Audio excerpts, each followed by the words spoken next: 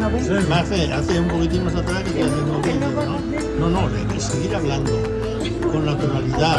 Habla natural, tiene razón tu marido. Ayer al médico que me dice, no sé qué me dijo, digo, pues mire, ayer hice 88 años, pero me gustaría tener los que pueden ser. Dice que me da suspendido.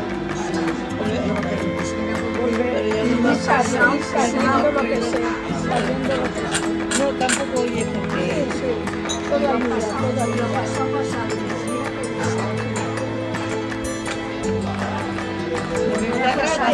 Pero yo quisiera volver de 3 años, de 2 años.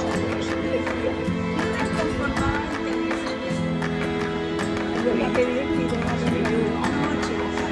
Para pedir cosas yo ahora pido la noche.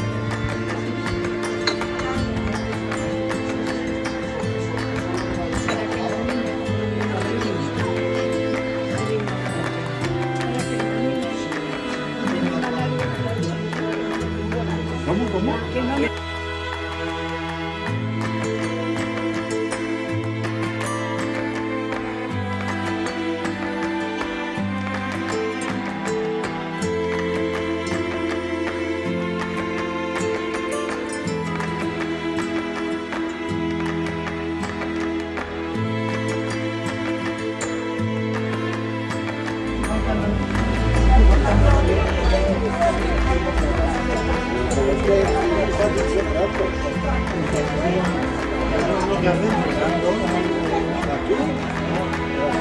Aquí.